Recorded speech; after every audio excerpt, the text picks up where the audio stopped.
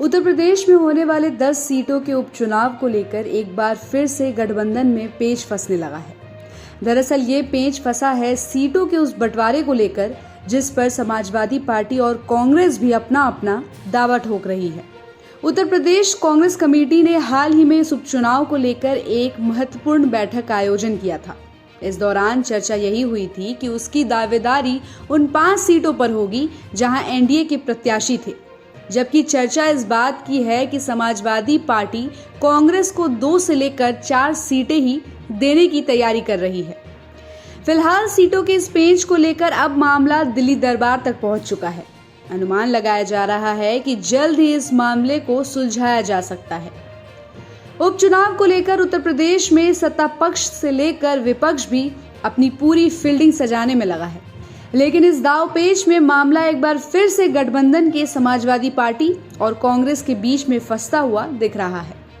सूत्रों की माने तो कांग्रेस ने हाल ही में हुई बैठक के दौरान ये तय किया था कि जिन 5 सीटों पर बीजेपी या एनडीए के विधायक थे वहां पर उसकी दावेदारी होगी। इसी दावेदारी को देखते हुए कांग्रेस ने प्रदेश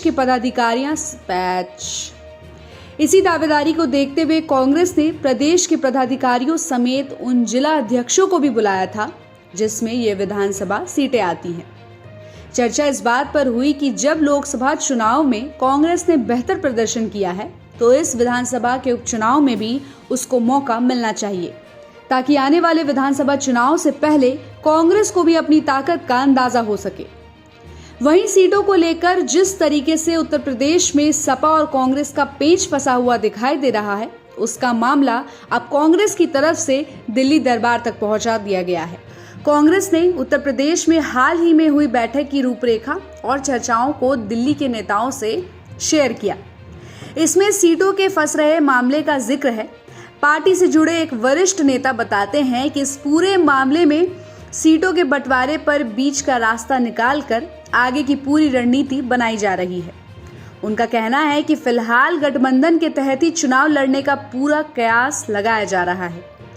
कांग्रेस पार्टी से जुड़े सूत्रों के मुताबिक इस हफ्ते के अंत तक समाजवादी पार्टी के साथ सीटों के बंटवारे को लेकर सब कुछ तय किया जा सकता है, ताकि उपचुनाव की तारीख घोषित होने से पहले राजनीतिक रूप से उन सीटों पर पार्टी और मजबूती से चुनाव का प्रचार कर सके। आपको बता दें कि लोकसभा चुनाव के नतीजों के बाद उत्तर प्रदेश में इंडिया गठबंधन के नतीजों को लेकर काफी चर्चा हुई थी। चुनाव में यूपी में इंडिया गठबंधन ने बड़ा उलटफेर करते हुए नंबर 1 पर अपनी जगह बनाई। वहीं इंडिया गठबंधन के बैनर के नीचे रहकर समाजवादी पार्टी ने 37 जबकि कांग्रेस ने 6 सीटें जीती थी। मगर अब दोनों पार्टियों के बीच की केमिस्ट्री सही है या नहीं, इसको लेकर बहुत बड़ा सवाल खड़ा हो गया है। बता दें कि जल्द ही यूपी में 10 विधानसभा सीटों पर उपचुनाव होने हैं। ऐसे में सपा, कांग्रेस से लेकर सत्ता में मौजूद पार्टी बीजेपी ने अपनी तैयारी भी शुरू कर दी है। इसी दौरान सपा ने 6 जबकि कांग्रेस ने सभी 10 सीटों पर अपने प्रभारियों की घोषणा की है और इसी को लेकर अब अलग अलग तरह की चर्चाएं भी हो रही है। उत्तर प्रदेश की जिन 10 विधानसभा सीटों पर उपचुनाव होने हैं उसमें कटहरी, अंबेडकर नगर, करहल, मैनपुरी, मिल्कीपुर अयोध्या, मीरापुर मुजफ्फरनगर, गाजियाबाद, मंझवा मिर्जापुर, सीसामऊ कानपुर नगर, खैर अलीगढ़, फूलपुर प्रयागराज और कुंदरकी मुरादाबाद शामिल हैं।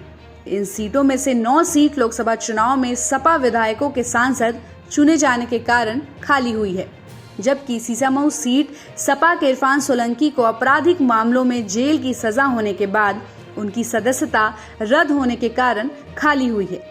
हालांकि उपचुनाव की तारीखों की घोषणा अभी नहीं की गई है, लेकिन उत्तर प्रदेश के विधानसभा सीटों पर जो उपचुनाव होने हैं उसमें एक बार फिर से समाजवादी पार्टी और कांग्रेस की केमिस्ट्री देखने को मिलेगी। तो इस पर आपकी क्या राय है, कमेंट करके जरूर बताइएगा और वीडियो को शेयर करना मत भूलिएगा।